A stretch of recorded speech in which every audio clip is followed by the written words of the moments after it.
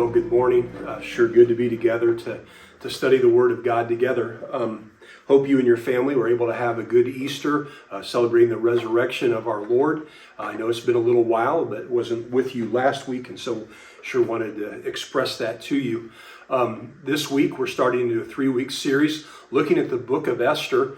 The idea for the series is not unique to me. Listen to a sermon series on Southeast Christian Church's website and really enjoyed the series, and so kind of stole some of the idea and some of the content from that, but just want you to be aware of that as we go into this series looking at the book of Esther. Last week, Kim and I, we were on vacation with some friends of ours from the church, and on the flight down, my wife watched a movie called Sarah's Oil. She commented, really enjoyed the movie, so on the flight back, I watched the movie. And kind of the way it was working, you plugged in some headphones so you weren't bothering other people, but when a waitress or stewardess was saying something to you, or the pilot, it would pause the movie and you could kind of read what they were saying to you. Then the movie would pick up. Anyhow, watching the movie, it was very, very enjoyable. At some point, like later in the flight, the pilot came on and said, we've made good time. We're going to be landing a little early in Detroit. And so just, kind of be aware of that. And so I kind of wanted to see how the movie ended. And so I, got on there and I kind of slid the little thing so you could go to the end of the movie basically and see how it went. Well, even in watching the last of the movie, though it ended wonderfully, there were just several questions that you had about like how all this worked. And so at some point, I do want to kind of go back and just watch the movie in its entirety so all the gaps get filled in about how it all worked out in the end. When you read the book of Esther, it's not all that long of a book. But if you go to the end of the book, there's this amazing victory that the people of Israel are able to enjoy, which seems very odd because they are not this great thriving nation. Earlier, they have been taken captive because they have rebelled against God. And so his punishment for them is to send an invading army in, and they are dispersed through a very large area, of territory. And so the idea of them having this great, powerful, victorious army just seems crazy to have. And so you're like, how does it work out that they have this great victory at the end? And so you kind of have to read the rest of the book or watch the rest of the movie to understand how all of this worked. Well, how did God get to Israel having this tremendous victory? Well, that takes us all the way back to Genesis chapter 1 and how God is moving and working in ways that are just kind of get lost if you aren't really looking for them. But go, if you would, back to early in the book of book of Esther, chapter 1. It says this is what happened during the time of Xerxes. He was the ruler over over the 127 provinces stretching from India to Kush. And so that, if you will, basically think India to Egypt. And if you get on a map and you look at it, it's a pretty sizable area of land. And so there's these 127 provinces that's kind of broken up to. And there are people who are serving under Xerxes who are watching over to make sure that everything is going as planned, taxes are being collected, all these things are being done. And so that's kind of where we are in the world and a little bit about what's going on. At that time, Xerxes reigned from his royal throne in the citadel of Susa. And in the 3rd year of his reign, he gave a banquet for the nobles and the officials. The military leaders of Persia, Media, the princes and the nobles of the provinces were present. Now, again, there were 127 provinces, so you can appreciate there's a pretty large gathering have come together for this celebration that Xerxes is going to hold. I don't know, the biggest celebration maybe you've ever gone to or attended. I've gone to a lot of weddings in my lifetimes. I've gone to a few birthday parties and things like that. I don't know, like a big wedding, 200 or 300 people, a big birthday party, 30 or 40 maybe. And, they last, a few hours or whatever, and you go on your way.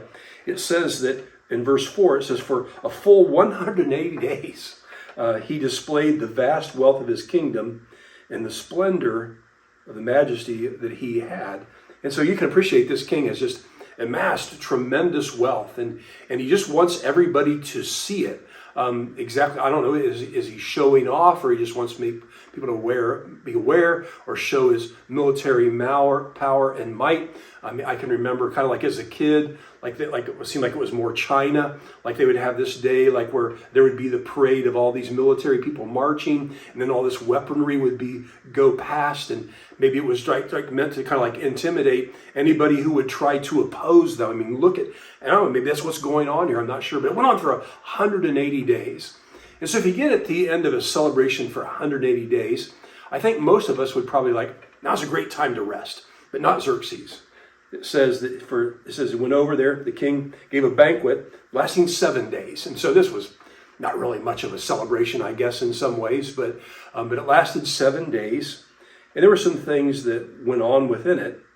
It was enclosed in the garden palace of the king, and all the people from the least to the greatest were there to celebrate in the citadel of Susa. In verse 9, it says that Queen Vashti also gave a banquet for the women in the royal palace of King Xerxes. And so it seems as if the guys were having their party, but Vashti was going to have a party for the women as well. And so a party is thrown for them. And so they are celebrating all of this as well. But I think it also is meant to reveal something about her. Apparently she was of pretty strong character. I mean, she wasn't just going to let the guys have their party and they would be outdone. She's going to throw a party for her own. And so you would say, good for her. Way to be strong and do that. Then in verse 10, it says, on the 7th day, when King Xerxes was high in spirits from wine. And I think it tells us that for a reason. I mean, he is about to do something. And maybe if he wasn't high in the spirits of wine, he might not have done this. But because he's of what the condition that he's in, he's going to do something. I'm old enough I kind of grew up with Paul Harvey on the radio and enjoyed listening to him. And he would kind of go through the big stories in our country and around the world. And he would tell some stories about just kind of an unusual or weird or strange things that would happen. And on occasion, when something would happen, Paul Harvey would say, authorities believe alcohol was involved. And it was just like a poor decision was made, something tragic happened, and it probably wouldn't have if alcohol hadn't been playing a factor in it. And maybe in your life, as I ramble on about that, for you, you're like, been there, done that, or I know of situations where it maybe would have been very, very different if alcohol would have been removed from the equation. But here we are. All those years ago, alcohol is involved. And Xerxes has this idea that he maybe wouldn't have had if he hadn't been drinking so much. But he wants to bring out Vashti, his wife, verse 11, to wearing her royal crown in order to display her beauty to the people and the nobles, for she was lovely to look at. And I am sure she was. Probably even today in our culture and our world, we would have found her to be an amazingly attractive woman. And he wants her to come out and to be displayed for just everybody to see.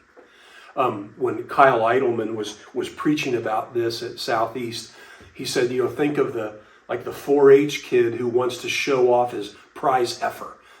Just kind of made me smile because I grew up in 4-H and showing cattle and those kind of things. And you kind of liked that when you had a good one. You kind of wanted people to see it, to show it off. You might take it to a few more shows because it was better than most. And so you wanted to be able to do that. And kind of what's going on here. Except for the problem was she wasn't an animal. She was a person, if you will. And when she gets the request, and as we noted earlier, she's kind of like when everybody else is having a party, she's going to throw a party. Apparently she kind of strong of personality and character. And so when the king says, I want you to come out here, she refused to. She refused to come out and to be put on display for the king and all these guys just to look and gawk at. And again, I would probably say good for her.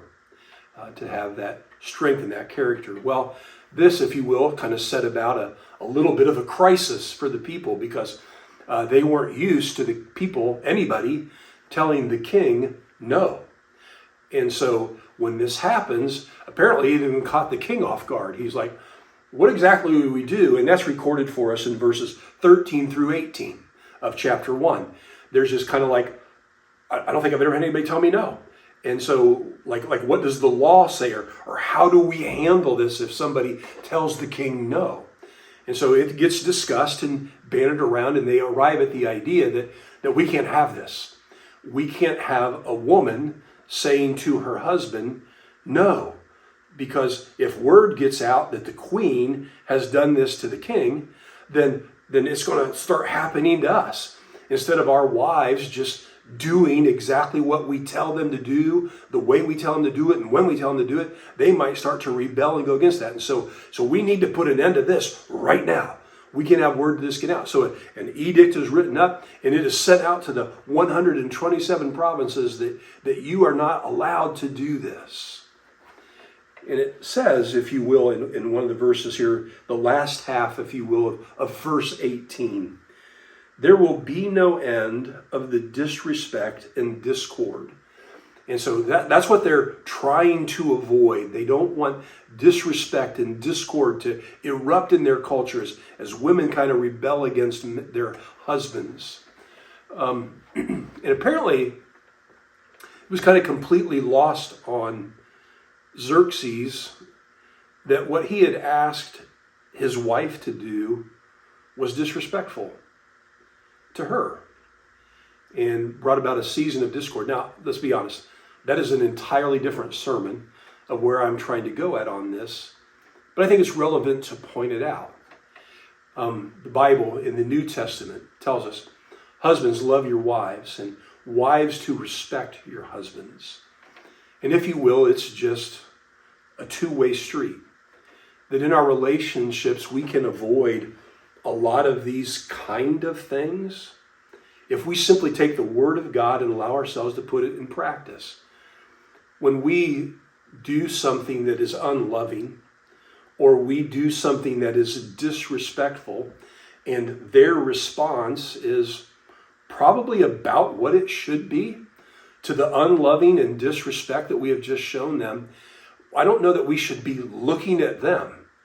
Maybe we should be looking at ourselves to resolve this conflict, because maybe the person who was disrespectful and unloving was us in the first place. And so kind of offer that up free of charge. But if you're in a situation where you feel like those things are occurring, maybe the person who has really been unloving and disrespectful needs to do some introspection, not trying to figure out how to fix the other person. Anyhow, Vashti, because of this, he is angry. And the Bible makes that clear, the king is. And so she is no longer queen. She is put away. And there is now a search for a new queen that is going to be a part of the king's life, if you will. And so a search begins over, apparently, all 127 provinces. And when I read through it, it seems like a little unclear, like exactly how the women who are going to be considered for the next queen, I don't know if like they just pull up into a town or into one of the provinces, and like, we want all of the women aged to show up here, and they just kind of look them all over, and they're like, okay, you two can come, everybody else go home. I don't know how it worked, but there ends up being like this group of virgin girls who are brought together, and they're going to be paraded in front of the king to see which one he is going to ultimately choose to be his wife. Now, one of the girls that gets chosen to be a part of this group is Esther. Now, did her uncle, who kind of did he have a play in the part? Did she volunteer for it, or was she selected kind of like I had no choice, no say in this? I don't know that the Bible clearly says that, at least from my reading of it, how this all worked. But anyhow, she is now in line to possibly become the next queen alongside Xerxes. Anyhow, the Bible says it was a long process, basically 12 months, like 6 months, like beauty preparation, and then 6 months of perfuming and all these kind of things, so that she could be as lovely and smell as lovely and in appearance as lovely as she could possibly be when she's going to go before the king. Well, apparently the gentleman, and it was a eunuch, who was watching over all these girls, making sure they were just right when they were called to go before the king, he found some favor with Esther, or she found favor with him. And so she kind of got like a cool spot and the best treatment and all that kind of stuff. Anyhow, the day comes that she is going to go before the king. And when he goes in there, just kind of, if you will, kind of interesting, if you will, how it's worded in the scriptures, okay? It says, and again, we're still in I think we're maybe in chapter 2 now, but it says, in the evening, she would go there, and in the morning, return to another part of the harem to the care of Shazgar. And so I guess this is kind of how it worked. And again, I'm kind of reading into things here. I hope you give me some license with that. But what it kind of sounds like is like a girl would have been in the care and treatment for 6 months of each thing, and now she was like eligible to go in to be with the king. And so like a girl would go in and she would spend the night with the king, and then in the morning she would leave and go to this place and you know, whatever. And apparently the time came for Esther to do the same thing as well. And again, this is what it said. In the evening, she would go there, be with the king, and in the morning, she would return to another part. Now, you kind of like, I'll let you fill in the blanks. What happened from the evening to the morning? You know, but whatever happened with all the other girls, I'm sure happened with Esther. And they would go back and they would spend time with the king's concubine. And if she found pleasure with the king, he would summon her again by name. And so if the king found her attractive and form and appearance or whatever, and smelled good or whatever it was, the king might invite her back to be a part of that. Okay, a couple things going on here that are worth talking about. Okay, first of all, Esther. She is hiding her nationality this whole time, and it's because her uncle has told her to do that. And so she just goes along with it. And so it never really comes up through this whole process. But part of it was, long before all this is unfolding, God has told his people, the Israelites, I do not want you to intermarry with other races of people. They are going to do things that you're going to end up following their gods, and they're going to lead you astray from me, and all those laws and rules that passed down. And so, if you will, at a bare minimum, we know her, being a part of this goes against God's will. I mean, that just isn't something that God really is going to want them doing. But here she is in a part of this. There's also the other part where this young girl is going to go through this whole purification thing, and she is going to be let's just assume this, some sexual things are going to go on. And again, I don't know how this all worked, but let's just say, like, they show up in the province or whatever, and all the girls are lined up, and she's like, "You're beautiful. You need to go with us to go through this process to be a part, to be considered to be the next queen."